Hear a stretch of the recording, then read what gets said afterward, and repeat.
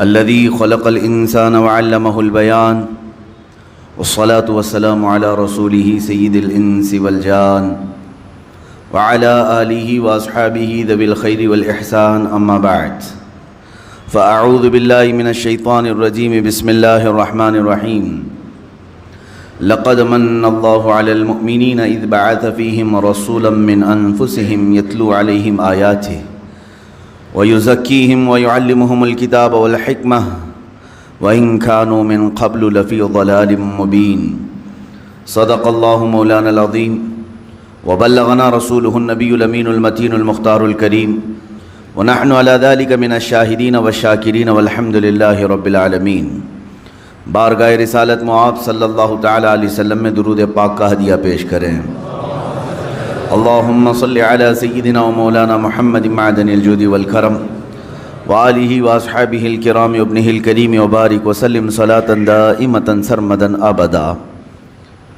ایک عرب نے آدمی کا بول بالا کر دیا، خاک کے ذروں کو ہمدوش ثریا کر دیا، خود نہ تھے جو راہ پہ اوروں کے ہادی بن گئے، کیا نظر تھی جس نے مردوں کو مسیحا کر دیا۔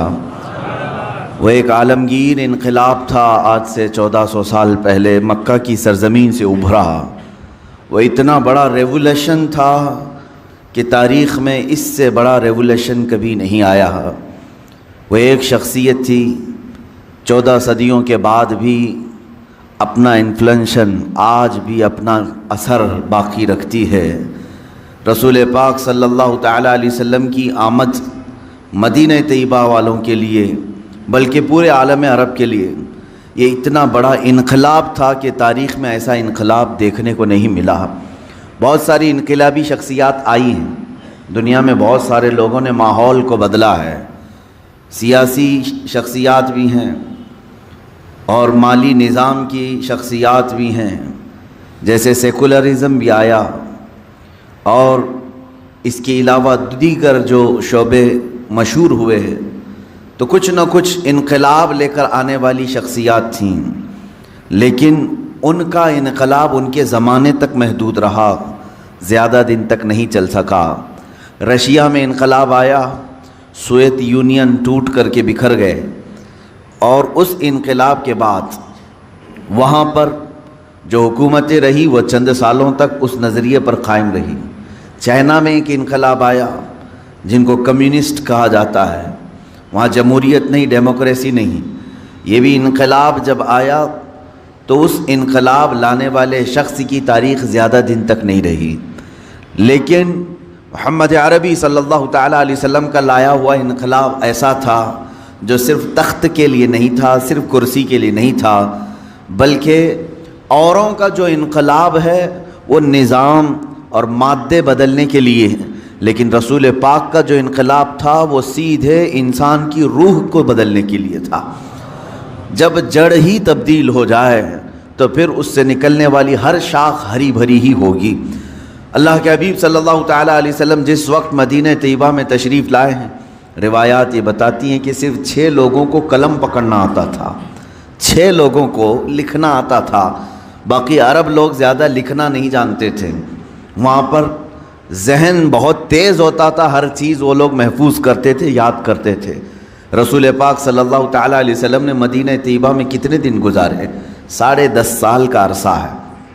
10.5 سال کے عرصے میں حضور پاک صلی اللہ تعالیٰ علیہ وسلم نے وہاں پر کون سا ایسا انقلاب پیدا کیا کہ جب آپ کی وفات ہو رہی تھی، جب آپ آئے تھے 6 لوگوں کو لکھنا آتا تھا، آپ کی وفات کے سال 80,000 لوگوں کو قلم پکڑا دیا تھا۔ اللہ کے حبیب صلی اللہ تعالیٰ علیہ وسلم نے علم کو اتنا تیز عام کیا کہ دنیا کی کوئی سوسائٹی اور کوئی سنستھا، کوئی تنظیم اتنی تیز ترقی اور اتنا تیز ریولیوشن نہیں لا سکتی۔ وہ رسول پاک صلی اللہ تعالیٰ علیہ وسلم نے ان لوگوں کی روحوں کو بدلا جو 50 سال پرانی شراب پیتے تھے۔ ان کے فخر تھا کہ جو جتنی پرانی شراب کا مالک ہے وہ اتنا ہی مالدار سمجھا جاتا۔ جس کے پاس 50 سالہ شراب ہے، 40 سالہ شراب ہے، وہ فخر کرتا تھا کہ میرے گھر میں اتنی پرانی شراب ہے۔ اور شراب کے بعد شراب، شراب کے بعد شراب، ایک پرانی استعمال ہو جائے تو دوسری کا نمبر آ جائے، ان لوگوں کے درمیان ریولیوشن لانا معمولی بات نہیں، انقلاب لانا معمولی بات نہیں۔ وہاں ایسے لوگ تھے جو کمانا کم لوٹنا زیادہ جانتے تھے، اور فری میں کھانے والوں کی عادت تو دیکھیں، سود کے کاروبار سے آزادی اور مکتی حاصل کرنا معمولی بات نہیں۔ ہماری ہزاروں تقریریں ہوتی ہوں گی، لوگوں کی نصیحتیں ہوتی ہوں گی، لیکن جسے بدلنا ہے بدلتے ہیں، لیکن جسے اسی پر قائم رہنا ہے قائم رہ جاتے۔ لیکن میرے آقا صلی اللہ تعالیٰ علیہ وسلم کی وہ کیا تاثیر تھی۔ حضرت انس فرماتے ہیں، میں چھوٹی عمر کا تھا، قہبہ خانے میں لوگوں کو شراب بھر کر کے دیتا تھا۔ شراب حرام نہیں تھی اس وقت اسلام میں پیالوں میں شراب بھر کر دیتا تھا۔ ایک شام لوگ شراب کے پیالے اپنے ہاتھوں میں لیے بیٹھے تھے، اچانک باہر گلیوں سے آواز آئی، قال رسول اللہ صلی اللہ علیہ وسلم حرم الخمر یا ایھا المسلمون، اے مسلمانوں، اللہ کے رسول صلی اللہ علیہ وسلم نے فرمایا ہے آج کے دن سے شراب حرام ہو گئی ہے۔ حضرت انس فرماتے ہیں جس کا پیالہ منہ کے قریب تھا انہوں نے وہیں سے پیالہ چھوڑ دیا، جو آدھی پی چکا تھا باقی گرا دیا، جس کے پاس بھرے مٹکے تھے انہوں نے مٹکے توڑ دیے، اتنا کہ حضرت انس فرماتے ہیں وہ پہلا دن تھا جو میں نے مدینے میں دیکھا، مدینے کی ہر نالی گٹر شراب سے بہہ رہی تھی۔ ایک اعلان آیا تھا میرے آقا کا، ہر گھر سے شراب کو اس طرح سے نکالا گیا جیسے کہ کوئی خبیث اور ناپاک چیز کو اپنے جسموں سے ہمیشہ کے لیے الگ کر دیا جائے۔ وہ دن تھا حضرت انس نے جو فرمایا، اس شام سارے مٹکے ٹوٹ گئے، شراب تو بہی لیکن جس آلے میں شراب رکھی جاتی وہ آلے تک نہیں رکھے گئے، وہ پیالے تک نہیں رکھے گئے، شراب سب بہہ تو گئی۔ وہ تاریخ ہے، اور آج 14 صدیاں ہو گئی، دوبارہ شراب کا قطرہ مدینے کے اندر داخل نہیں ہوا۔ یہ ریولیوشن ہے، یہ انقلاب ہے۔ میرے آقا صلی اللہ تعالیٰ علیہ وسلم نے بدلا ہے، کسے بدلا ہے؟ جسم کو نہیں بلکہ روح کو بدل دیا ہے۔ جس کی روح تبدیل ہو جائے تو پھر اسے زیادہ نصیحتوں کی ضرورت نہیں ہوتی، وہ ہر اچھی چیز کو ایکسیپٹ کر لیتا ہے۔ اللہ کے حبیب صلی اللہ تعالیٰ علیہ وسلم کے پاس ایک صحابی ایسے بھی آئے جنہوں نے کہا زمانہ جاہلیت کی 2 چیزیں ایسی ہیں، ان میں سے ایک کو یاد کر کے میں ہنستا ہوں اور ایک کو یاد کر کے روتا ہوں۔ حضور نے پوچھا کہ کون سی ایسی 2 چیزیں ہیں؟ وہ کہتے ہیں ایک بات تو ایسی ہے کہ ہم آٹے کے بت بناتے تھے، اپنے ساتھ سفر میں رکھ کر کے چلتے تھے، عبادت کرتے تھے ان کی، اور اگر بھوک لگ جائے درمیانی راستے میں انہی بتوں کو ہم توڑ کے کھا بھی لیتے تھے، پکا لیتے تھے۔ یا رسول اللہ صلی اللہ علیہ وسلم، آج اسلام میں آنے کے بعد مجھے زمانہ جاہلیت کی اس بری رسم کو یاد کر کے ہنسی آ جاتی ہے۔ ہم کس قدر کم عقل تھے کہ اپنے ہاتھوں سے بنائے ہوئے آٹوں کے معبود رکھتے تھے اور انہی کو توڑ کے کھا بھی جاتے تھے۔ دوسری بات یہ ہے کہ جس بات کو یاد کر کے مجھے رونا آتا ہے، اے اللہ کے حبیب صلی اللہ علیہ وسلم، ہمارے معاشرے میں لڑکی کا پیدا ہونا عیب سمجھا جاتا تھا۔ جس گھر میں لڑکی پیدا ہو جائے وہ گھر سے باہر نہیں نکلتا تھا، شرم سے منہ چھپاتا تھا، اس لیے کہ کسی کو داماد بنانا وہ اپنے لیے تذلیل سمجھتے تھے، ذلت والا کام سمجھتے۔ وہ صحابی کہتے ہیں اس ذلت کی وجہ سے، اس تذلیل آمیز لہجے کو جو معاشرے میں نے دیکھا ہے، اس کی بنیاد پر میں نے خود اپنے ہاتھ سے میری 6 بیٹیوں کو دفن کیا ہے۔ 6 بیٹیوں کو میں نے زندہ قبر کے اندر دفن کیا ہے۔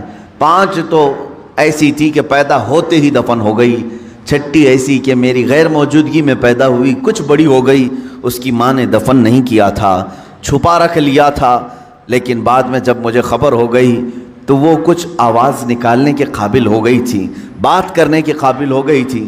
اس زمانے کی جہالت کی غیرت نے مجھے گوارا نہیں کیا کہ میں سارے لوگوں کے درمیان لڑکی کو پالوں، اس لیے کہ لڑکی کا ہونا وہاں عیب تھا۔ اے اللہ کے رسول، میں اس ننھی سی بچی کو جو بولتی بھی تھی میں لے کر گیا وہیں پر جہاں بچیوں کو دفن کیا جاتا تھا، اپنے ہاتھ سے میں نے گڑھا کھودا اور اس بچی کو میں نے گڑھے میں ڈال دیا۔ وہ پکارتی رہی، اس کی چیخیں آج بھی سنائی دیتی ہیں، لیکن میں نے اس کے اوپر بہت سارے ڈھیلے ڈال دیے، پتھر ڈال دیے، مٹی سے بند کر دیا۔ آخر وقت تک اس کی آواز مجھے آتی رہی، لیکن اس کے بعد اللہ نے آپ کے ذریعے سے احسان کیا کہ مجھے دولت اسلام عطا کیا، دولت ایمان عطا کیا۔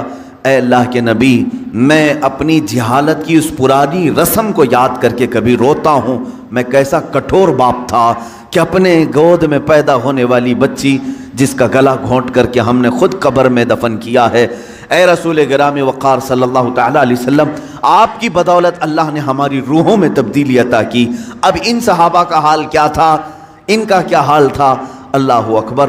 ایک صحابی حضور پاک صلی اللہ علیہ وسلم کے زمانے کے بعد ایک خاتون جو مدینے کی یہودی عورت ہے، یمن جانا چاہتی ہے، انہی دو نوجوان صحابہ کو سیدنا ابو بکر صدیق رضی اللہ تعالیٰ عنہ نے نگراں بنا کر کے بھیج دیا۔ وہ یمن تک چلی گئی خاتون، لیکن ان دو جوانوں نے سر اٹھا کر اونٹ تک اس عورت کو دیکھا نہیں۔ مدینے سے لے کر یمن تک اس خاتون کو پہنچایا۔ وہاں پہنچنے کے بعد اس خاتون نے کہا، میں مدینہ تو اس لیے چھوڑ آئی تھی کہ مجھے ڈر لگ رہا تھا کہ مسلمان کہیں میری عزت پر حملہ نہ کر دیں۔ میں اکیلی رہ گئی تھی، میرا خاندان نہیں تھا، میں یمن میں اپنے خاندان والوں سے ملنے کے لیے آ گئی تھی۔ لیکن اے یمن والوں، تم گواہ رہو، محمد کے جو غلام ہیں وہ عورتوں کی عزت کے محافظ ہوتے ہیں۔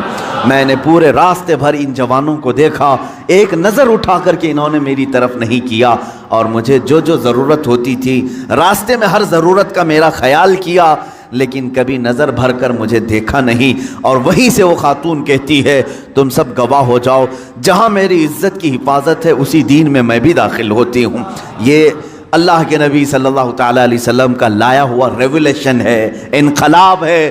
میں چیلنج کرتا ہوں، پوری دنیا میں کوئی ایسی شخصیت نہ آ سکی جو اتنا بڑا انقلاب لائی ہو۔ مدینہ طیبہ میں آئے ہیں حضور اکرم صلی اللہ تعالیٰ علیہ وسلم، جب چند سو کی تعداد تھی، 200 کے قریب مسلمان تھے، لیکن 10 سال کے اندر، 10.5 سال کے اندر وہ رسول پاک صلی اللہ تعالیٰ علیہ وسلم نے انسانوں کا ایک ایسا سمندر جمع کیا، ایسا سمندر جمع کیا جن میں سے ہر ایک آسمان کا مہ کامل بن کر نکلا ہے۔ ہر ایک صحابی اپنی جگہ پر عظمت والا ہے۔ خود میرے آقا نے فرمایا، اصحابی کالنجوم بأیہم اقتدیتم اہتدیتم، میرے سارے صحابہ ستاروں کی طرح ہیں، تم جس کی پیروی کرو گے ہدایت پا جاؤ گے۔ اس لیے کہ میں اس ریولیشن کی بات کر رہا ہوں، ہم پڑھا رہے ہیں، کوئی ٹیچر ہوگا، کوئی پروفیسر ہوگا، کوئی دوسرا عالم دین ہوگا، اس نے پڑھایا ہوگا، شاگرد بنائے ہوں گے، لیکن سارے شاگردوں میں 4-5 پر وہ فخر کر سکتا ہے، 10-12 پر فخر کر سکتا ہے۔ میرے اتنے سارے شاگردوں میں چند لائق نکلے ہیں، یہ اتنے اچھے ہیں کہ ان کے ذریعے سے کام ہو سکتا ہے۔ دنیا کا کوئی بھی استاد پروفیسر لیں، اس کے شاگردوں میں چند ماہر نکل سکتے ہیں، چند قابل نکل سکتے ہیں، لیکن دنیا کا تنہا وہ استاد محمد الرسول اللہ ہے صلی اللہ تعالیٰ علیہ وسلم، جن کے ہر شاگرد کو آسمان کا ستارہ ہونے کی اللہ کے رسول نے خود بشارت عطا کی ہے۔ ان میں سے ہر ایک مشعل ہدایت ہے۔ ان میں سے ہر ایک کتنے ہیں؟ وہ 10.5 سال کے اندر جو 200 صحابہ کی موجودگی میں آئے رسول تھے، 200 صحابہ کی موجودگی میں آنے والے وہ رسول، جب وفات ہو رہی ہے میرے آقا کی، اس وقت 1,20,000 صحابہ موجود ہیں۔ 1,20,000 کے دلوں کے اندر موجیں مارتا ہوا عشق رسول کا سمندر ہے۔ رسول پاک پر جان فدا کرنے والے جذبے 1-2 کے اندر نہیں، 1,20,000 کے اندر ہے۔ میں پوچھتا ہوں، وہ ریولیشن کیسا تھا، وہ انقلاب کیسا تھا؟ اللہ تعالی ہماری زبانوں میں وہ اثر دے کہ ہم روحوں کو تبدیل کر سکیں۔ جسم بدلنے والی جماعتیں بہت آئیں، جسم کو تبدیل کرنے والی بہت ساری تنظیمیں آئیں۔ اے اللہ، ہمارے درمیان وہ کوئی قائد بھیج، ایسا کوئی شیخ ہو جو میرے چہرے کو نہیں میرے دل کو تبدیل کر دے۔ ہمیشہ دعا بھی یہی کرتے رہو، اس لیے کہ آج زمانہ فتن کا ایسا ہے کہ لوگ تمہیں ہر طرح سے اوپر سے بدل کر کے رکھ سکتے ہیں۔ ظاہر سی بات ہے، ڈسپلن کے اعتبار سے ہمارے سب کے کپڑے ایک ہو سکتے ہیں، ٹوپیاں ایک ہو سکتی ہیں، جوتے ایک ہو سکتے ہیں، ہم ظاہری زیب و زینت کو سنوار تو سکتے ہیں۔ دنیا میں ہر سوسائٹی، تنظیم، کمیٹیاں، تحریکیں، تنظیمیں یہ سب کر سکتی ہیں، لیکن شاید و باید کوئی ایسا ہوگا جو رسول پاک کی درسگاہ کا پروردہ ہوگا، وہاں کا پلا ہوا ہوگا۔ وہ جسم ہو سکتا ہے نہ بدلے، لیکن روح کو دل سے بدل دیتا ہے۔ اس لیے کہ میرے آقا کے پاس پڑھنے والے، بیٹھنے والے صحابہ میں کچھ ایسے تھے جن کے پاس صرف ایک کپڑا ہے، تہبند ہے، صرف ایک تہبند ہے، اوپر اوڑھنے کے لیے چادر تک نہیں۔ کچھ صحابہ وہ ہیں جن کے پاس 2 لباس ہیں، سلے ہوئے نہیں، بغیر سلے ہوئے، جس طرح احرام ہوتا ہے۔ لیکن کیا ہمارے یہ قیمتی جبے اور ہماری شیروانیاں ان کی ایک تہبند کے برابر ہو سکتی ہیں؟ ان کے چادر تک ہم پہنچ سکتے ہیں؟ وہ سادے لباس میں ہی رہے، اس لیے کہ میرے آقا صلی اللہ تعالیٰ علیہ وسلم نے جو ریولیشن، جو انقلاب لایا، وہ کپڑوں کا انقلاب نہیں تھا، وہ روح کا انقلاب تھا، روح کا انقلاب تھا۔ آپ دیکھیں 3 دن میں 1 مرتبہ 1 کھجور کی گھٹلی چوس کر رہنے والے ابو ہریرہ جب رسول پاک کی بارگاہ سے نکلتے ہیں، علم کا اتنا ذخیرہ کہ آج شریعت اسلامیہ کے 80 لاکھ کے قریب مسائل حضرت ابو ہریرہ سے روایت کیے ہوئے ہیں، حدیثیں ان سے روایت کی ہوئی ہیں۔ وہ اپنا گھر بار چھوڑ کر کے آنے والے ایک صحابی رسول، حضور کے ایک شاگرد کا یہ حال ہے۔ عبداللہ ابن عباس رضی اللہ تعالیٰ چھوٹی عمر کے ہیں، ابھی حضور کو زیادہ زمانہ انہوں نے نہیں پایا، بچپن میں حضور پاک صلی اللہ تعالیٰ علیہ وسلم کے پاس رہے۔ آپ کی عمر غالباً 12-13 سال تھی جب حضور وفات پا چکے تھے۔ 13 سال کا یہ شاگرد، لیکن جب قرآن اٹھاتے ہیں تو کہتے ہیں اے لوگو، قرآن کا اللہ نے مجھے اتنا علم دیا ہے کہ اگر میرے اونٹ کے گلے کی رسی بھی گم ہو جائے میں قرآن سے تلاش کر سکتا ہوں، میں قرآن سے ڈھونڈ سکتا ہوں۔ اللہ رب العزت نے علم کا سمندر عطا کیا۔ 13 سال کی شاگرد کے اندر علم کا وہ سمندر، اور حیدر کرار کی بات نہ پوچھو۔ مولا علی کرم اللہ وجہہ الکریم حضور پاک کے وہ پروردہ ہیں، قرآن پاک تو دور کی بات، حضرت علی کرم اللہ وجہہ الکریم فرماتے صرف اگر میں سورہ فاتحہ کی تفسیر لکھوں تو تفسیر اتنی زیادہ ہو جائے گی کہ 70 اونٹوں کو بوجھل کرنا پڑ جائے، 70 اونٹوں پر یہ تفسیر رکھنی پڑے، ایک سورہ فاتحہ کی تفسیر۔ وہ رسول پاک صلی اللہ تعالیٰ علیہ وسلم نے علم کے کون سے ذخیرے ان کے سامنے کھولے تھے، کون سے خزانے کھولے تھے۔ آج افسوس اسی بات کا، آج کی میلاد میں میں یہ کہنا چاہوں گا، بڑے افسوس کے ساتھ میں کہتا ہوں، اس رسول پاک کا سب سے بڑا انقلاب علم کا انقلاب تھا، لیکن 14 صدیوں کے بعد سب سے زیادہ جاہل اسی رسول کی امت نظر آ رہی ہے، سب سے زیادہ بے پڑھی لکھی یہی قوم نظر آتی ہے۔ ان پڑھوں میں ہمارا شمار، نہ لکھنے والوں میں ہمارا شمار، اکثر تھمب امپریشن والے بہت ہمارے درمیان۔ یہ تو امت مسلمہ حضور پاک صلی اللہ تعالیٰ علیہ وسلم کے لائے ہوئے نقش پر نہیں ہے، بلکہ وہاں تو یہ حال تھا کہ باہر یورپ کے لوگ رسول پاک کے شاگردوں کو دیکھ کر فخر کرتے تھے، وہاں کا ہر بچہ لکھنا پڑھنا جانتا ہے۔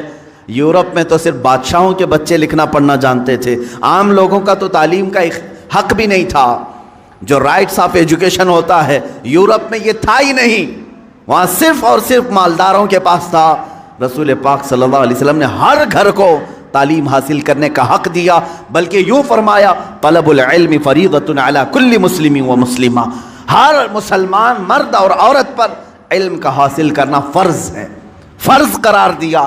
تم اپنی زندگی کیسے گزارو گے، اللہ رب العزت کی رضا کیسے حاصل کرو گے، کتنی چیزیں تمہارے لیے حلال ہیں، کتنی چیزیں تمہارے لیے حرام ہیں، یہ سیکھنا تمہارے اوپر فرض ہے۔ آج حیرت کی بات ہے، ہم میں سے اگر 1000 ہوں تو شاید ایک ان کے بیچ میں عالم ہوگا، یا اس سے بھی کم نسبت ہوگی، جو مسائل جانتا ہو، لوگوں کو مسائل بتا سکے، ورنہ عوام الناس کا حال تو یہ ہے، انہیں حرام کی طرف بھی بلائیں تب بھی عمل کر لے، حلال کی طرف بلائیں تب بھی عمل کر لے۔ حاطب اللیل اس کو کہا گیا ہے، رات میں لکڑیاں جمع کرنے والے کی مثال جاہل کی ہے، جاہل آدمی رات کو لکڑیاں جمع کرنے والے کی طرح ہے۔ حدیث پاک میں ملتا ہے، کیوں؟ رات میں ٹوکرا لے کر جو لکڑیاں جمع کرتا ہے اسے دکھتا تو کچھ نہیں، لکڑیاں بھی رکھتا ہے، کنکر بھی، پتھر بھی، جو ہاتھ میں آئے، گوبر بھی، سب ڈال لے گا اپنے ٹوکرے میں، اسے پتہ ہی نہیں ہے کیا جمع کر رہا ہے۔ جاہل کی مثال ایسی ہے، حلال بھی کرے گا، حرام بھی کرے گا، واجب بھی کرے گا، مکروہ بھی کرے گا، سب کچھ کر جائے گا، اسے پتہ ہی نہیں ہے۔ جہالت اسلام کے لیے سب سے بڑا داغ ہے، اس لیے آپ دیکھتے ہیں کبھی حضور صلی اللہ تعالیٰ علیہ وسلم کے زمانے کے بعد کے زمانے کو دور اسلام کہتے ہیں، اور اس سے پہلے والے زمانے کو دور جہالت کہتے ہیں۔ اسلام کا اپوزٹ ہے دور جہالت، ہونا تو یہ چاہیے کہ اسلام سے پہلے کفر ہو. اسلام کا اپوزٹ تو کفر ہے، لیکن یہاں اتنا اپوز کیا گیا ہے جہالت کو کہ اسلام کا اگر سب سے بڑا اپوزٹ کچھ ہے تو جہالت ہے. نہ جاننا، علم کا نہ ہونا، یہ اسلام کا بالکل اپوزٹ ہے. اس اپوزٹ کو تم اپنے سینوں میں پال کر رکھے ہو. آج بچوں کو تعلیم سے دور رکھنا، اپنے گھروں کو علمی ماحول سے دور رکھنا، یہی تو ایک وجہ ہے کہ جو ہمارے معاشرے میں آتا ہے اپنا رنگ جمانے کی کوشش کرتا ہے اور جم بھی جاتا ہے. وجہ صرف اور صرف یہ جہالت. اگر تم شریعت مصطفیٰ صلی اللہ تعالیٰ علیہ وسلم کے علم سے بہرہ مند ہو، آج کون سی چیز ایسی ہے جو تمہیں علم حاصل کرنے سے روکتی؟ کون سی چیز ہے؟ اگر تم شکایت کرتے ہو مدرسے نہیں ہیں، اگر تم شکایت کرتے ہو علماء نہیں ہیں، اگر تم شکایت کرتے ہو استاد نہیں ہیں، تم سب کے ہاتھوں میں آج موبائل انٹرنیٹ کے ساتھ آیا ہوا ہے. اس میں ساری کی ساری کتابیں اسلامی موجود ہیں، قرآن کی ساری تفاسیر ہیں، حدیث کی ساری کتابیں. اور اگر تم کہو کہ عربی نہ سمجھ میں آئے، ٹرانسلیٹڈ چیزیں موجود ہیں.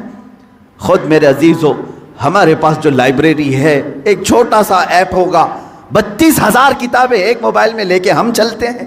جب ضرورت ہو کتاب کھولی، پڑھ لیا. زمانہ اتنا عروج پر آ چکا، یاد رکھنا کل قیامت کے دن اس زمانے کا کوئی آدمی اللہ کے پاس بہانہ نہیں کر سکے گا، عذر نہیں پیش کر سکے گا. اے اللہ، میں ایسے ماحول میں تھا کہ کوئی استاد ہی نہیں ملا. اے رب، میں ایسے ماحول میں تھا کہ کوئی عالم ہی نہیں آیا. تم تو عذر نہیں کر سکو گے. کم سے کم یہ بات یاد رکھو، پکڑ ہوگی. کیونکہ رب تبارک و تعالیٰ یہ فرمائے گا، میں نے تو اپنا رسول بھیجا تھا اس لیے کہ علم عام ہو، تم نے تو علم کے سارے دروازے بند کر لیے، سارے دروازے بند کر لیے. عزیزان گرامی وقار، اس ریولوشن کی میں بات کر رہا ہوں جو علمی انقلاب تھا، روحانی انقلاب تھا. اب ایک بات اور، جب لائٹ آ جاتی ہے تو بہت ساری چیزیں دکھنے لگتی ہیں. لائٹ بند ہو تو پتہ نہیں چلتا کہ دیوار پہ کیا ہے، زمین پہ کیا ہے، چھت پہ کیا ہے. لائٹ روشن کرو، ہر جگہ نظر آنے لگی. اسی طرح کہا گیا العلم نور، علم روشنی ہے. جس انسان کے اندر آ جائے تو پھر اسے سب خرابیاں سامنے نظر آتی ہیں. حرام کیا ہے، کفر کیا ہے، شرک کیا ہے، غلاظت کیا ہے. علم کی روشنی میں وہ بندہ دیکھ سکتا ہے، اور جاہل اندھیرے میں ہاتھ پیر چلاتا رہتا ہے.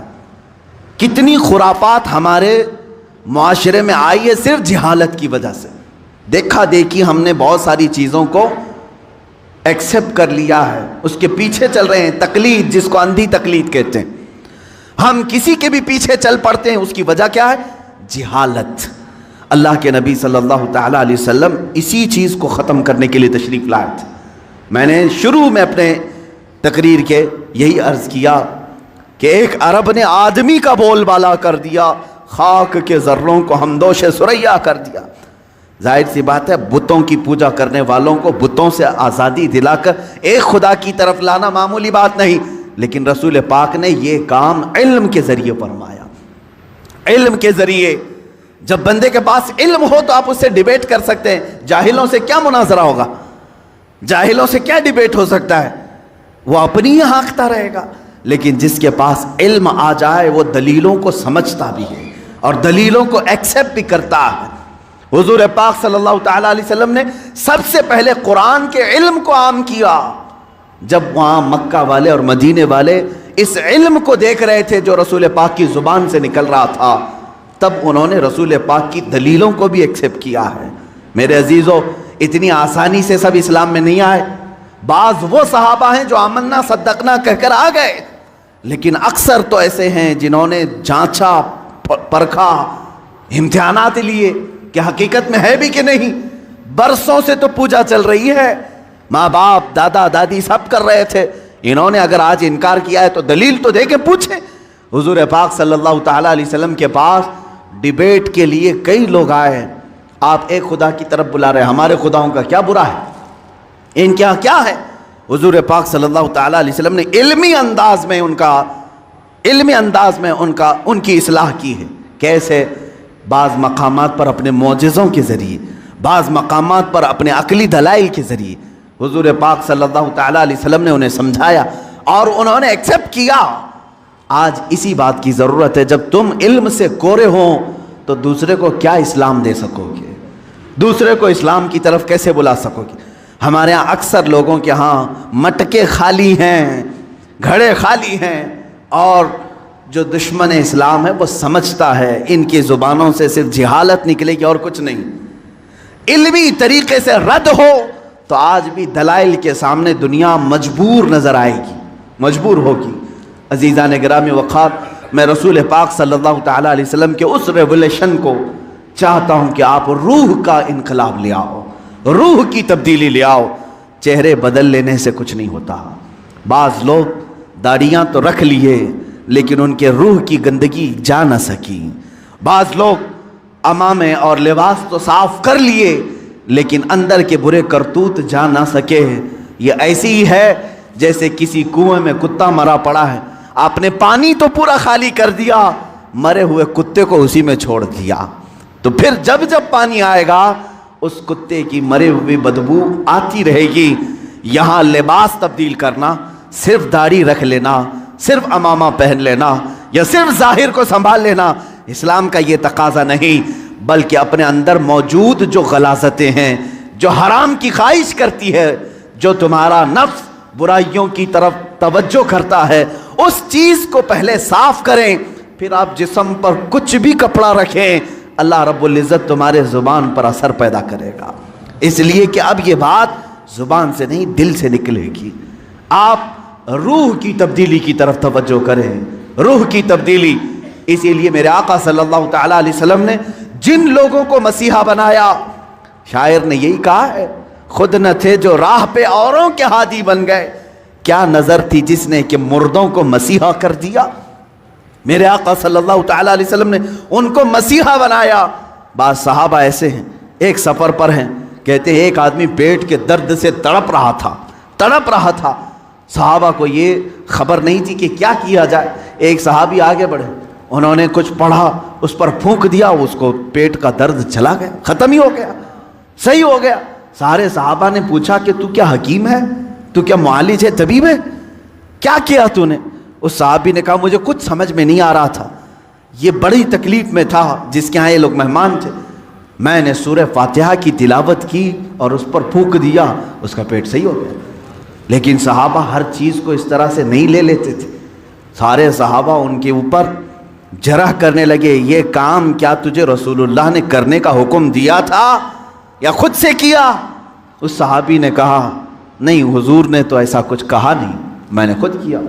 پکڑ کر لے چلے حضور کی بارگاہ میں۔ کیا قرآن کی آیتیں پڑھ کر کسی پر پھونک مار سکتے ہیں کہ نہیں؟ یہیں سے، اس حدیث سے ہی ثابت ہوتا ہے کہ ہم جو بزرگان دین کے پاس دم کرانے کے لیے جاتے ہیں، وہ صحابہ آئے، کہا اے اللہ کے نبی صلی اللہ علیہ وسلم، آپ کے اس صحابی نے آج ایک عجیب و غریب عمل کیا۔ کہا کیا کیا؟ ایک شخص کا پیٹ شدت سے درد کر رہا تھا، انہوں نے سورہ فاتحہ پڑھ کر کے اس پر دم کر دیا۔ حضور مسکرائے اور فرمایا کیا تمہیں معلوم نہیں سورہ فاتحہ کا ایک نام سورہ شفا بھی ہے؟ سورہ فاتحہ کا ایک نام سورہ شفا بھی ہے۔ میرے صحابی نے جو کیا بالکل صحیح کیا۔ عزیزان گرامی وقار، سورہ فاتحہ آپ بھی پڑھے ہیں، بہت سارے لوگ پڑھیں، پھونک ماریں، کتنوں کا درد جائے گا۔ یہاں کیا ہے؟ زبان کی تاثیر ہے۔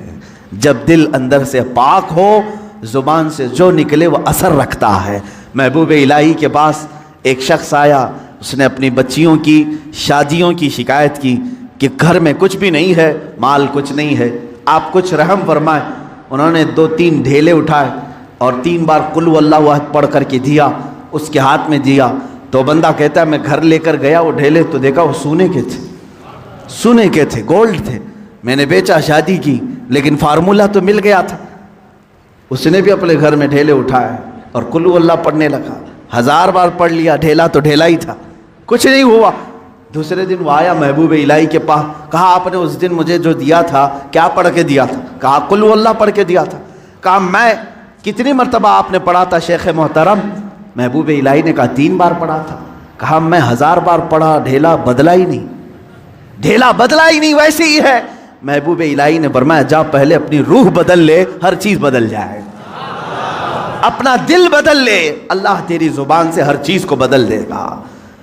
آپ کی تاثیر جو ختم ہوگی تو روح کے بدلنے سے، آپ نے اپنی روح کو اور اپنے قلب کو غلاظتوں میں اگر رکھا ہے تو تو زبان کی تاثیر ختم ہو جاتی۔ حضرت سیدنا سلیمان جزولی رحمۃ اللہ تعالی جو دلائل الخیرات شریف کے مصنف، وہ کہتے ہیں درودوں کا مجموعہ انہوں نے لکھا ہے، کتاب لکھی ہے۔ ہم سفر پر تھے، عصر کی نماز کا وقت تھا، ٹائم ختم ہو رہا تھا، کنواں قریب میں تھا، وضو کرنے کے لیے پانی نکالنے کے لیے کوئی چیز نہیں تھی، ہم پریشان تھے ساتھی لوگ۔ ایک چھوٹی سی 10 سال کی بچی آئی، اس سے کہا بیٹا تمہارا گھر قریب ہے تو بکیٹ کچھ لے آؤ، ڈول لے آؤ، پانی نکال کر ہم وضو کرنا چاہتے ہیں۔ اس لڑکی نے کہا پانی چاہیے آپ کو، وہ گئی اس کنویں کے پاس کھڑی ہو کر اپنا تھوک ڈال دی، تھوک دیا اس نے، اور پانی جوش مار کر اوپر آیا۔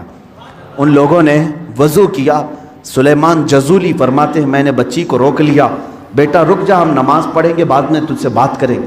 نماز کے بعد انہوں نے کہا اللہ کا واسطہ دیتا ہوں، کون سا وظیفہ کرتی ہو، کون سا عمل کرتی ہو، تمہارے تھوک سے کنویں کا پانی اوپر تک کیسے آیا؟ وہ بچی کیا کہتی ہے، کوئی وظیفہ نہیں، میرے باپ نیک ہیں، انہوں نے صرف اتنی تربیت کی ہے کہ بیٹا جھوٹ کبھی نہیں بولنا، حرام کبھی نہیں کھانا، جھوٹ کبھی نہ بولنا، حرام کبھی نہ کھانا، ان دو چیزوں پر ہمارا عمل ہے۔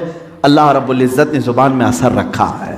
عزیزان اکرامی، یہ کرامات کی دنیا ہے، لیکن میں آپ سے یہ کہوں گا کرامات بعض اولیاء کو دی گئی ہیں، ہر ایک کے لیے نہیں، لیکن تمہارے لیے سب سے بڑی کرامت یہ ہے کہ کنویں کا پانی باہر آ جائے، سمندر کا پانی ہٹ جائے، یہ کرامات الگ ہیں۔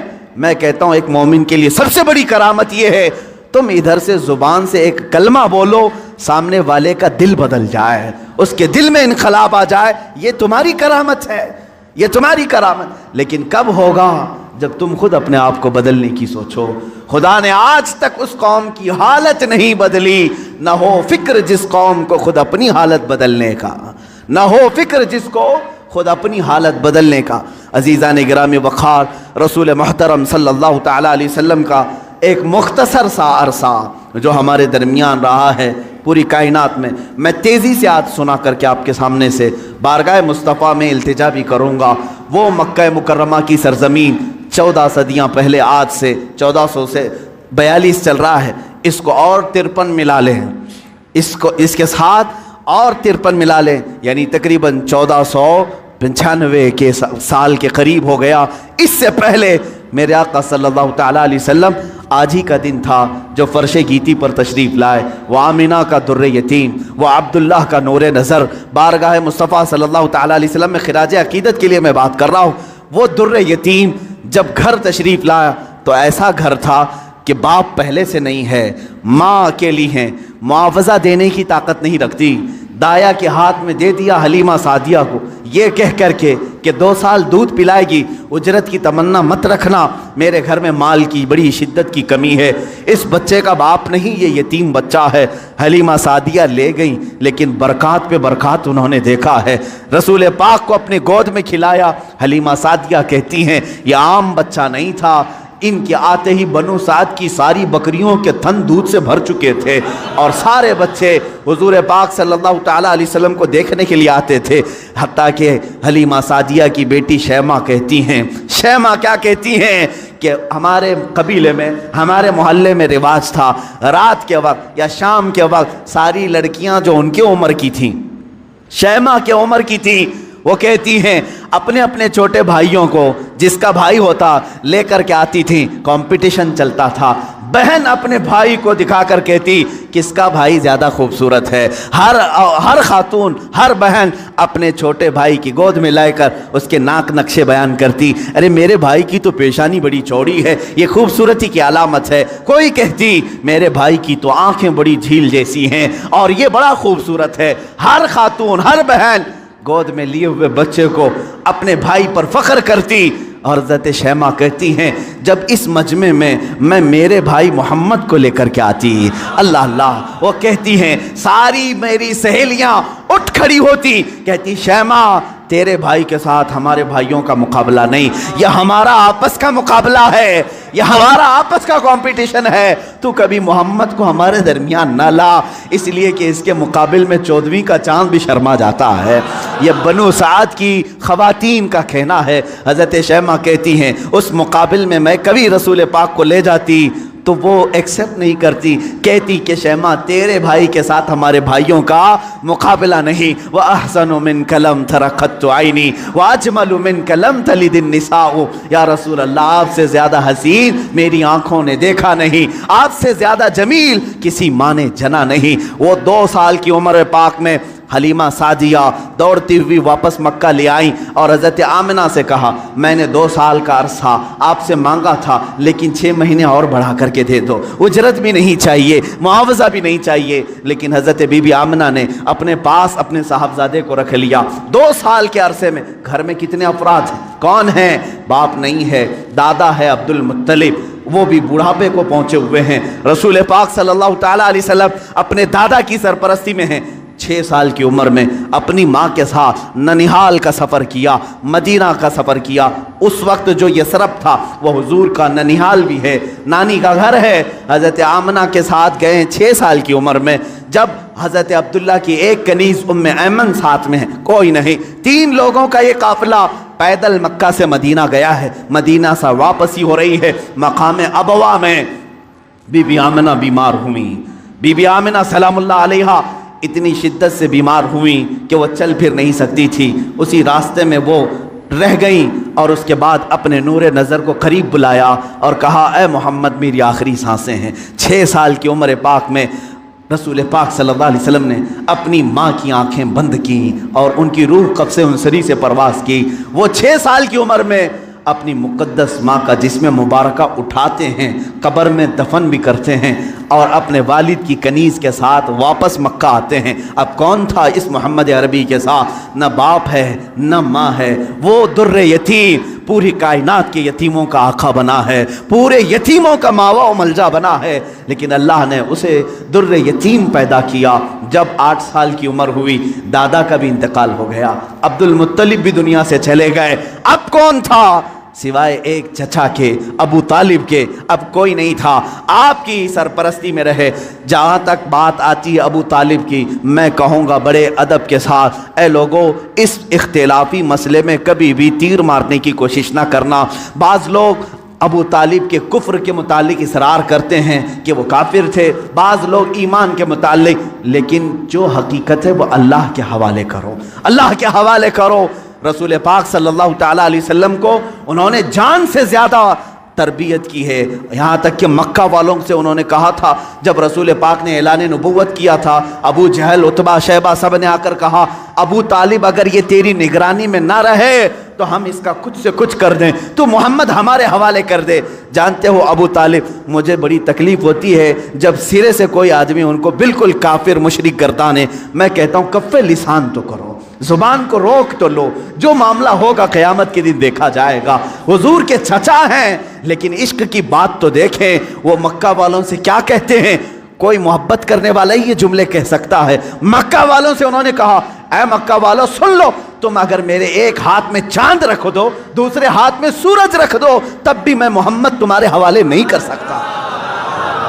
یہ ابو طالب کے الفاظ تھے جو رسول پاک کے لیے انہوں نے فرمائے تھے۔ میں ادب سے کہتا ہوں لیکن پھر ساتھ میں ایمان و کفر کا معاملہ اللہ کے حوالے کرتا ہوں، اس لیے کہ اس پوری قوم کو نہ جنت دینا ہے نہ دوزخ دینا ہے، نہ قیامت کے دن تمہارے ہاتھ میں فیصلہ ہے نہ میرے ہاتھ میں فیصلہ ہے۔ ابو طالب جنت میں جائیں گے کہ جہنم میں جائیں گے، میں کون ہوتا ہوں فیصلہ کرنے والا؟ نہ اعلیٰ ملائکہ میں سے ہیں ہم، نہ فرشتوں میں سے ہیں، بلکہ اللہ رب العزت کے حوالے ہے یہ فیصلہ، ہر ایک کے جنت و دوزخ کا فیصلہ۔ بہرحال 12 سال کی عمر میں ابو طالب نے رسول پاک کو اپنا ساتھی بنا لیا۔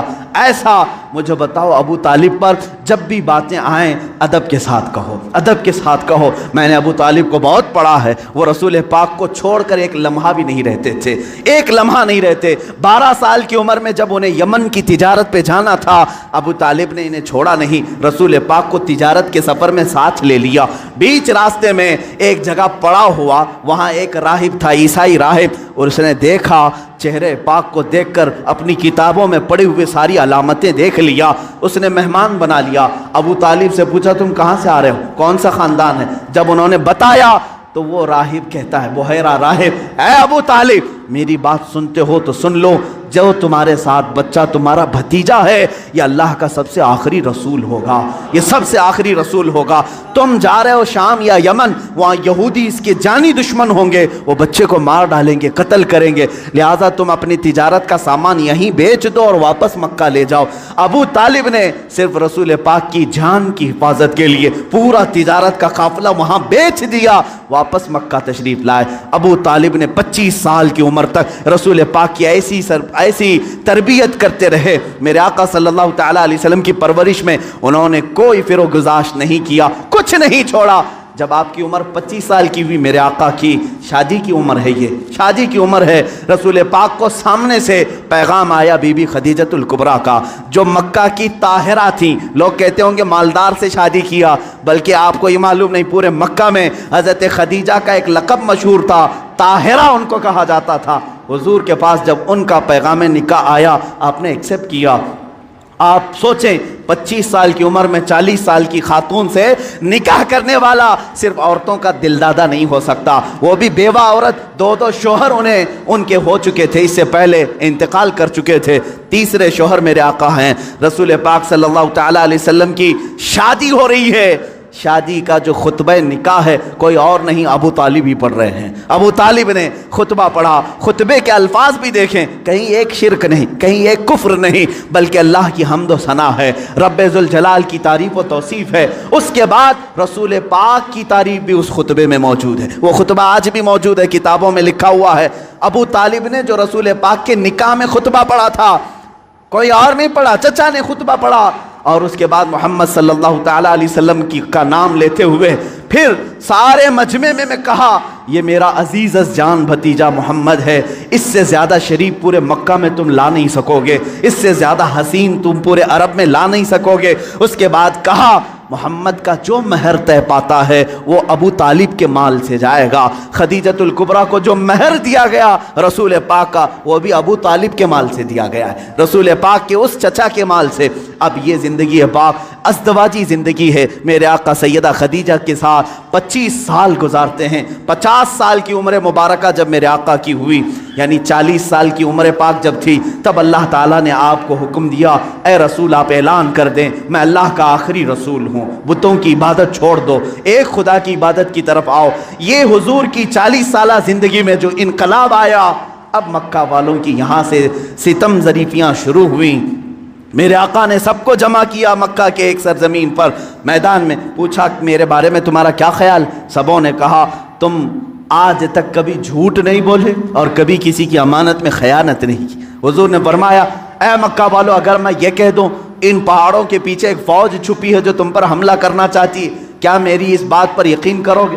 سارے مکہ والوں نے ایک زبان ہو کر کہا آج تک کبھی آپ نے جھوٹ کہا نہیں، اگر آپ کہتے ہیں کہ فوج ہے ہم اس کو بھی مانیں گے، ہم اس کو بھی یقین کے ساتھ تسلیم کریں گے۔ حضور نے فرمایا جب میری باتوں پر اتنا تمہیں یقین ہے تو سنو، میں تمہیں کہتا ہوں اللہ ایک ہے، خدا ایک ہے، معبود ایک ہے، مسجود ایک ہے، ہر ایک کے سامنے سر جھکانا یہ تمہیں زیب نہیں دیتا، اور میں محمد اللہ کا آخری رسول ہوں، اس کی طرف سے اخلاقی تعلیمات لے آیا ہوں، تمہاری روحوں کا بدلنے آیا ہوں۔ جب میرے آقا نے فرمایا سارے مکہ والے ناراض ہوئے، سوائے حضرت علی کرم اللہ وجہہ الکریم کے کوئی اس میدان میں ایمان لانے والا نہیں تھا۔ حضور پاک صلی اللہ علیہ وسلم کی دعوت کی ابتدا صرف 2 لوگوں سے شروع ہوئی، ایک حضرت علی سے، دوسرے حضرت خدیجہ سے۔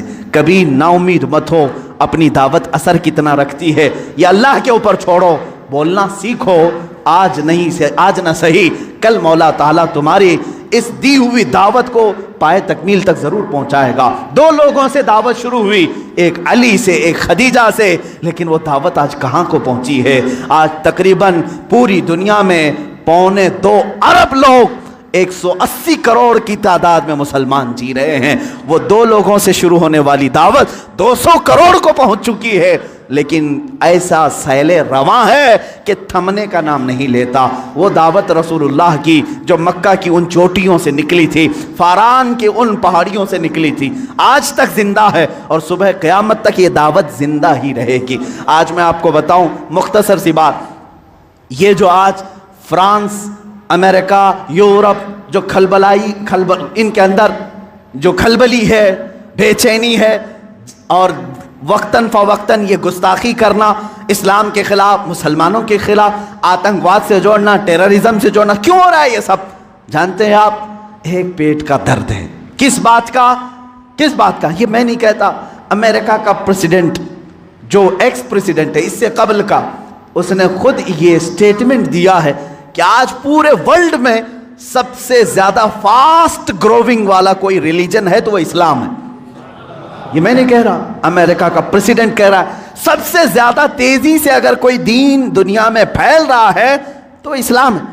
یورپ کے متعلق تو تعداد آنکڑے بھی ملتے ہیں، پر ڈے وہاں 400 لوگ اسلام میں آ رہے ہیں۔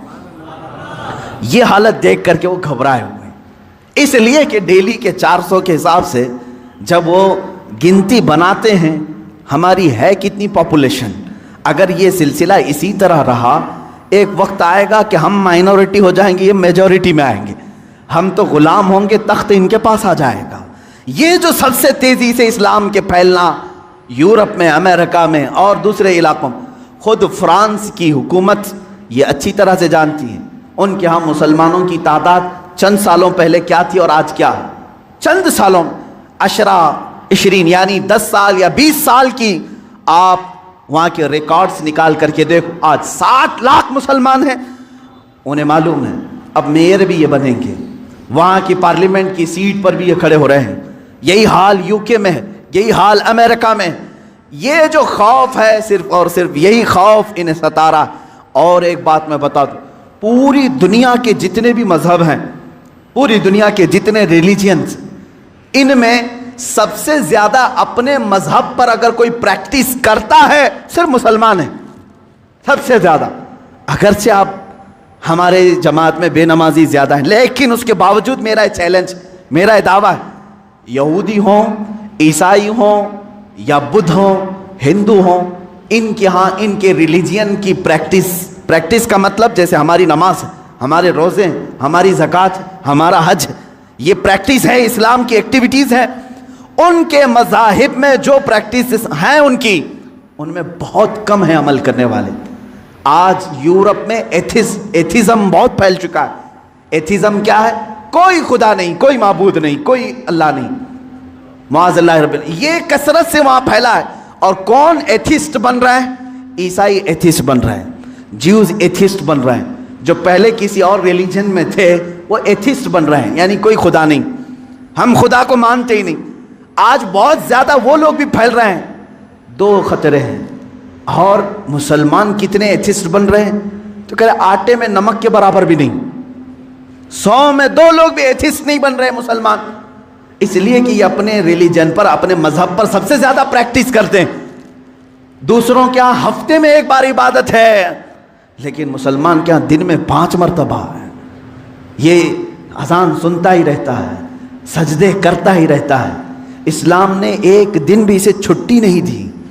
ہمارے ہفتوں میں کوئی سنڈے نہیں آتا نماز کا، کوئی ایسی چیز، حتیٰ کہ بیمار کے لیے بھی چھٹی نہیں دی۔ سب سے زیادہ اپنی پریکٹس جو کرتا ہے، مثال کے طور پر آپ کو عقلی طور پر میں سمجھانے کے لیے کہوں گا، جو بندہ جیم کرتا ہے اسے معلوم ہے ڈیلی اگر ورک آؤٹ جاری ہے تو اس کا جسم سلامت ہے، چند دن اگر چھوڑ دے گا تو ادھر ادھر پھیل جائے گا۔ ہوتا ہی یہی، سب کو معلوم۔ جو سب سے زیادہ پریکٹس کرتا رہتا ہے وہ اپنی فیلڈ پر جمع رہتا ہے۔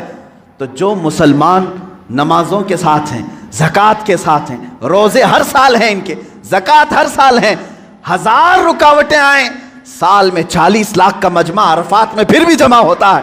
تو یہ جو اسلام کی پریکٹس ہے مسلمانوں کی، یہ کھلبلی مچا رہے ہیں۔ دوسرے کسی ریلیجن میں اس قدر عمل نہیں دیکھا جاتا، اور ایتھسٹ بھی یہ نہیں بن رہے۔ ان کے جو ہیں وہ چھوڑ کے جا رہے ہیں، یا تو اسلام میں جا رہے ہیں یا ایتھسٹ ہو رہے ہیں۔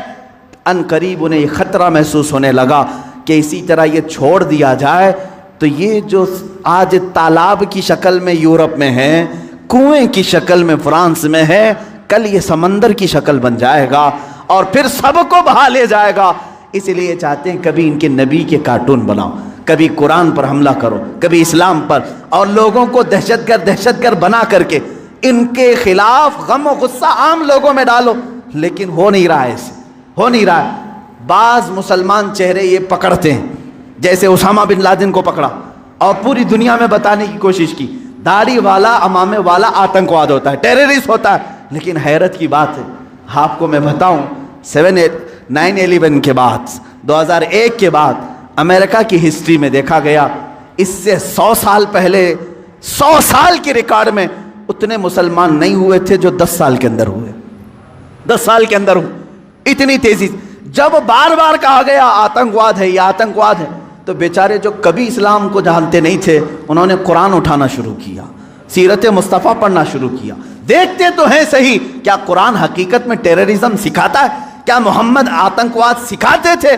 جب وہ پڑھتے ہیں تو پھر کہتے ہیں اسلام کی فطرت میں وہ قدرت نے وہ لچک دی ہے، جتنا ہی دباؤ گے اتنا ہی وہ ابھرے گا. عزیزان گرامی وقار، رسول پاک صلی اللہ تعالیٰ علیہ وسلم کی وہ دعوت مکمل ہو کر رہے گی اگرچہ کافر و مشرکین ناپسند کریں. 40 سال کے بعد سے لے کر 53 سال تک میرے آقا مکہ مکرمہ میں رہے، مصیبتیں بھی جھیلیں، مشقتیں بھی اٹھائیں اور لوگوں کے 1000 طریقے کے تانے بھی برداشت کیے. 53 سال کے بعد میرے آقا نے ہجرت فرمائی مدینہ طیبہ. مدینہ آنے کے بعد سب سے پہلے مسجد نبوی کی تعمیر ہوئی، صحابہ کو بھائی بھائی بنایا اور اس کے بعد جو مدینہ کے خلاف آواز اٹھا تھا اس کے خلاف میرے آقا نے تلوار بھی اٹھائی. جنگ بدر ہوئی، جنگ احد ہوئی، جنگ خندق ہوئی، جنگ حنین ہوئی، جنگ تبوک ہوئی اور جنگ موتا ہوئی. یہ وہ جنگیں ہیں جو دشمنان اسلام کے خلاف میرے آقا نے کی. تقریباً 25 یا 26 غزوات ہوئے جس میں 18 میں تو خود میرے آقا تشریف لے کر گئے اور یہ 10 سال کے عرصے میں زیادہ سے زیادہ جنگیں ہوئی. جو رسول مکہ چھوڑ کر نکلے تھے رات کی تاریکی میں 2 لوگ، ابو بکر صدیق اور رسول محترم صلی اللہ تعالیٰ علیہ وسلم، 2 لوگ نکلے تھے. 6 سال گزرے تھے، 6 سال مدینے میں. 7ویں سال وہی رسول وہی صدیق اکبر مکہ کی طرف واپس آ رہے ہیں حج کرنے عمرہ کرنے کی نیت سے. لیکن کتنے لوگ ہیں؟ 10,000 کی تعداد میں آ رہے ہیں. کوئی قتل و قتال نہیں، کوئی جنگ و جدال نہیں، فاتح کی شان سے آئے، خانہ کعبہ میں داخل ہوئے، بتوں کو نکالا، پاک کیا اور کہا آج محمد اللہ کا رسول خانہ کعبہ کو پاک کر رہا ہے اور صبح قیامت تک اب یہاں شرک نہیں ہوگا، بت پرستی نہیں ہوگی. کعبے کو بنایا مطہر یہ رسول پاک نے. اب اس کے بعد رسول پاک صلی اللہ علیہ وسلم نے انہی 10 سالوں کے اندر کتنے غزوات کیے. وہ آخری سال تھا میرے آقا کا جب 10 ہجری تھی. حضور نے اعلان کیا جو حج کے لیے میرے ساتھ آنا چاہے سب آ جائیں. یہ سن کر کے تقریباً 1,20,000 صحابہ حضور کے حج کے سفر میں ساتھی بن گئے. میرے آقا تشریف لائے مکہ مکرمہ. یہ حضور کا آخری حج تھا جس میں خطبۃ الوداع حضور صلی اللہ تعالیٰ علیہ وسلم نے حجۃ الوداع کا خطبہ دیا، آخری خطبہ دیا. وہ آخری خطبہ آج پورے دنیا والوں کے لیے دستور ہے، ایک لا ہے، ایک ایسے قوانین سے جمع کیا ہے. اسی میں حضور نے عورتوں کے حقوق بیان کیے، بچوں کے، بوڑھوں کے، مزدوروں کے، غریبوں کے، پڑوسیوں کے، ہر ایک کے حقوق اس ایک خطبے میں میرے آقا نے بیان کیا. حرام مال سے بچنے کی تلقین کی، سود سے بچنے کی تلقین کی اور پھر گھمنڈ تکبر کرنے سے بچایا. حضور نے فرمایا تم سب آدم کی اولاد ہو، ایک دوسرے پر فخر نہ کرو، کالا گورے پر، گورا کالے پر، امیر غریب پر، غریب امیر پر، بلکہ میرے آقا نے فرمایا تقوی جس کے پاس ہے وہ اللہ کے نزدیک محترم ہے. یہ آخری خطبہ ہوا. اسی خطبے کے بعد میرے آقا نے اپنے صحابہ سے کہا اللہ نے اپنے بندے کو اختیار دیا ہے کہ دنیا چاہے تو دنیا لے لو یا اپنے رب کے پاس جو چاہے وہ لے لو. اس بندے نے اللہ کے پاس رہنے کو قبول کر لیا ہے. یہ باتیں تھیں جو اشارہ دیا میرے آقا نے کہ اب رسول پاک زیادہ دن تک ان کے ساتھ نہ رہیں گے. محرم کا مہینہ تھا جب میرے آقا پلٹے مدینہ طیبہ. بیماری نے جکڑ لیا، سفر کا مہینہ پورے علالت میں گزرا. اس طرح کی علالت تھی، اس طرح کا بخار تھا کہ حضور پاک صلی اللہ تعالیٰ علیہ وسلم کو بعض اوقات صحابہ دونوں کندھے پکڑ کر کے مسجد میں لاتے تھے. حضور پاک صلی اللہ تعالیٰ علیہ وسلم کے پیر بھی زمین پر نہیں ٹکتے تھے. اس حالت میں حضور مصلی پر آئے اور اپنے صحابہ کو دیکھ کر مسکراتے بھی رہے، نمازیں بھی پڑھاتے رہے. پھر یہی ربیع الاول شریف کا مہینہ آیا. یہ 11ویں ہجری تھی جب 12 ربیع الاول تھی. بعض روایات میں 13 ربیع الاول ہے، یعنی کل آنے والا جو دن ہے. اللہ کے حبیب صلی اللہ تعالیٰ علیہ وسلم نے سب کو جو وصیتیں کرنی تھی وہ وصیتیں فرمائی. ماں عائشہ صدیقہ کے حجرے میں آرام کرتے رہے. اللہ کے نبی صلی اللہ تعالیٰ علیہ وسلم کو بخار شدت کا تھا. بار بار مسواک طلب کرتے تھے یا پانی کے چھینٹے چہرے پر مارتے تھے اور پھر کہتے تھے یہ سکرات، یہ نزع کا وقت کتنا شدید ہوتا ہے، کتنا شدید ہوتا ہے۔ ماں عائشہ کہتی ہیں اچانک میں نے دیکھا دروازے پر کسی کی دستک ہو رہی ہے، میں نے کہا اللہ کے رسول آرام کر رہے ہیں۔ حضور نے فرمایا عائشہ وہ کوئی اور نہیں ملک الموت عزرائیل ہے، وہ کسی کے آنے کے لیے اجازت نہیں مانگتا، آج مجھ سے اجازت لے رہا ہے، اس کے بعد پھر کسی سے نہیں لے گا۔ ملک الموت حجرہ پاک میں داخل ہوئے، حضور پاک صلی اللہ تعالیٰ علیہ وسلم ماں عائشہ صدیقہ کے زانوں پر سر رکھ کر آرام کر رہے ہیں۔ ملک الموت نے اجازت طلب کی، آقا حکم ہو تو آپ کی روح پاک کو میں نکالوں، اللہ کے حضور لے جاؤں، آپ کے رب اعلیٰ کے جلوں میں لے جاؤں۔ رسول پاک صلی اللہ علیہ وسلم نے اس سے پہلے جانتے ہو کیا پوچھا تھا؟ میرا دل درد کرتا ہے۔ ملک الموت سے صرف اتنا پوچھا، یہ وہ وقت ہوتا ہے نزع کا وقت جس وقت باپ اپنے بیٹے کو بھول جاتا ہے، بھائی بہنوں کو بھول جاتا ہے، بلکہ اکثر تو لوگوں کو اپنا نام تک یاد نہیں ہوتا۔ سکرات کے وقت جاؤ لوگوں کے بستروں کے پاس، ہم کلمہ پڑھاتے رہتے ہیں، کلمہ آتا نہیں، لوگ بول نہیں پاتے، یہ وہ حالت ہوتی ہے نزع کی۔ لیکن اس وقت میرے آقا صلی اللہ علیہ وسلم ملک الموت سے یوں کہتے ہیں، اے اسرائیل یہ جو نزع کا درد ہے کیا یہ درد میری امت کو بھی دیا جائے گا؟ کیا یہ سکرات کا درد میری امت کو بھی دیا جائے گا؟ ملک الموت نے کہا موت سے پہلے ہر ایک کو سکرات سے گزارا جائے گا۔ میرے آقا رو پڑے، واہ امتی، واہ امتی، اے اللہ میری امت، اے اللہ میری امت، کیا وہ نزع اور سکرات کو برداشت کر پائے گی؟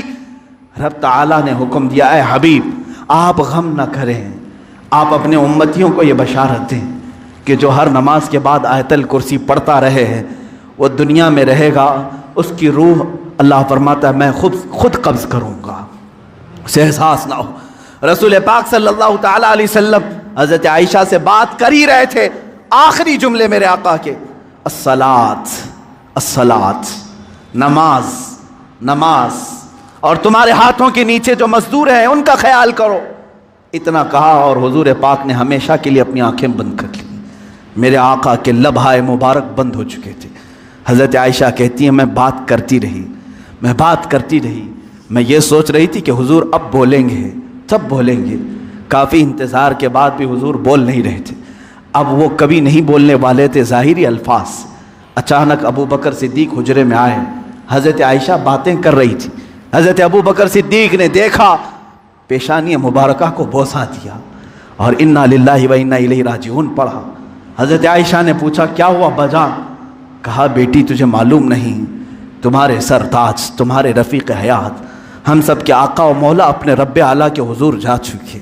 حضرت عائشہ کہتی ہیں پہلی مرتبہ میں نے کسی کو اپنے سامنے روح قبض ہوتے دیکھا، میں تو یہ محسوس کر رہی تھی کہ حضور بخار کی وجہ سے چپ ہیں، پھر بولیں گے۔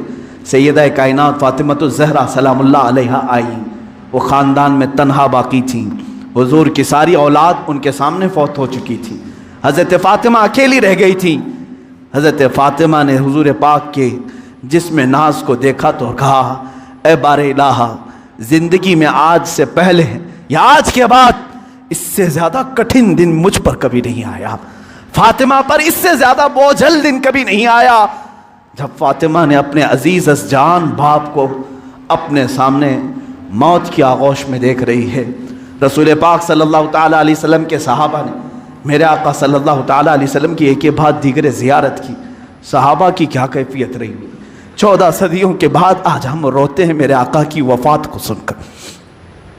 وہ آفتاب عالم ہمارے درمیان سے روپوش ہوا، وہ مہتاب رسالت غروب اگرچہ ہوا، لیکن آج بھی جب واقعات سنتے ہیں تو روتے ہیں۔ صحابہ کی کیا کیفیت رہی ہوئی، یہی کیفیت تھی۔ حضرت عثمان تو کسی سے بات کرنا ہی چھوڑ چکے تھے، انہیں کوئی اٹھاتا تو اٹھتے نہیں، بٹھاتا تو بیٹھتے نہیں۔ حضرت عمر کا حال یہ تھا کہ وہ ننگی تلوار نکال کر کہتے خبردار، اگر کوئی کہہ دیا کہ میرا رسول انتقال کر گیا میں اس کی گردن اڑا دوں گا۔ میرے حبیب کا انتقال نہیں ہوا، وہ اپنے رب سے ملنے کے لیے گئے، واپس آئیں گے۔ حضرت عمر مدینے میں اس طرح گھوم رہے تھے۔ عزیزان گرامی وقار، رسول پاک صلی اللہ تعالیٰ علیہ وسلم پیر کے دن انتقال فرمائے اور بدھ کے دن تک آپ کا جسم مقدس رکھا گیا۔ جماعتیں آتی رہیں، پڑھتی رہیں، ملائکہ نے جنازہ پڑھا، بدھ کے دن میرے آقا صلی اللہ تعالیٰ علیہ وسلم کو صحابہ نے اٹھایا اور اسی حجرے میں جہاں ماں عائشہ صدیقہ کا گھر تھا، حضور پاک صلی اللہ علیہ وسلم کی قبر مبارکہ کھودی گئی، لحد بنائی گئی جو ایل شیپ میں ہوتی ہے، حضور کو پسند تھی، لحد مبارکہ میں رکھا گیا۔ اترنے والوں میں حضرت علی بھی تھے، حضرت عباس بھی تھے۔ فرماتے ہیں جب قبر مبارک میں آخری مرتبہ رکھا گیا، صحابہ کا مجمع تھا، بھیڑ تھی، ایک آخری نظر اس آفتاب رسالت پر ڈال لیں، لیکن اچانک لوگوں نے دیکھا قبر کی تختیاں بند کرنے سے پہلے رسول پاک کے ہونٹ ہل رہے تھے۔ حضرت عباس کہتے میں نے کان لگایا، اس وقت رسول پاک کہہ رہے تھے امتی امتی رب اغفر لامتی فانہم لا یعلمون، اے مولا میری امت کو معاف کر دے، وہ مجھے نہیں پہچانتی، اے اللہ میری امت کو معاف کر دے، وہ مجھے نہیں پہچانتی۔ یہ آخری جملے قبر انور میں رکھنے کے بعد رسول پاک کے اے امتیوں، کیا ہم نے رسول پاک کا حق ادا کیا ہے؟ کیا ہم نے ان کو سال میں ایک مرتبہ یاد کر کے یہ سوچا کہ ان کو کہ رات کے کھڑی ہوئی عبادتوں کا ہم نے صلہ دے دیا؟ کبھی نہیں ہو سکے گا، کبھی نہیں ہو سکے گا۔ قبر مبارکہ بند کر دی گئی، ہمیشہ کے لیے بند ہو گئی، لیکن لحد کا وہ ٹکڑا عرش اعظم سے بھی افضل بنا۔ نفس گم کردہ می آیت جنید و بایزیدی جا، وہ قبر اطہر آج بھی ہم مسلمانوں کے روح کی ٹھنڈک ہے۔ وہ ہرا گنبد جو رسول پاک کے مسکن کے اوپر اپنی جگمگاہٹ بکھیر رہا ہے، وہ کروڑوں عاشقوں کی آنکھوں کا تارا بنا ہوا ہے، ہمارے دل کا سکون ہے۔ اے میرے عزیزو، آج ہم جئیں گے تو اسی امید کے ساتھ، اسی آس کے ساتھ۔ میرے آقا نے آخری وقت یہ بھی فرمایا تھا جو جس سے محبت کرے گا دنیا میں، قیامت کے دن اسی کے ساتھ اٹھایا جائے گا۔ اگر تم آج اپنے نبی پر جان و مال، اپنے ماں باپ فدا کرنے کی بات کرتے ہو، خوف نہ کرو، کل ہم اٹھائے جائیں گے تو ہمارے آقا کے ساتھ اٹھائے جائیں گے، ہمارے رسول کے ساتھ اٹھائے جائیں گے۔ لیکن جو لوگ مغرب کے دلدادہ ہیں اور دوسروں کی کیریکٹر کو اپنا کر کے اپنے آپ کو تباہ و برباد کیے ہیں، ان کو مبارک ہو، وہ انہی لوگوں کے ساتھ اٹھائے جائیں گے جو فرعون، حامان، شداد، قارون، ابو جہل، ابو لہب، ان گستاخوں کے ساتھ اٹھائے جائیں گے۔ اللہ رب العزت میرے رسول کی زندگی پاک کو جب تک رکھا 63 سال وہ رحمت تھے، اور آپ کی وفات بھی امت کے لیے رحمت ہی ہے، رحمت ہی ہے، اور اللہ تعالیٰ ان کی برکت سے امت کو عذاب دینے سے محفوظ رکھا ہے۔ میرے عزیزوں، میں پیدائش سے لے کر میرے آقا کی وفات تک کی باتیں صرف مختصر سے ایک وقت میں گھیرا، لیکن حضور پاک کی حقیقت تو یہ ہے، لا یمکن الثناء کما کان حقہ بعد از خدا بزرگ تو یہ قصہ مختصر۔ آپ کی ثنا تو ممکن ہی نہیں ہے یا رسول اللہ۔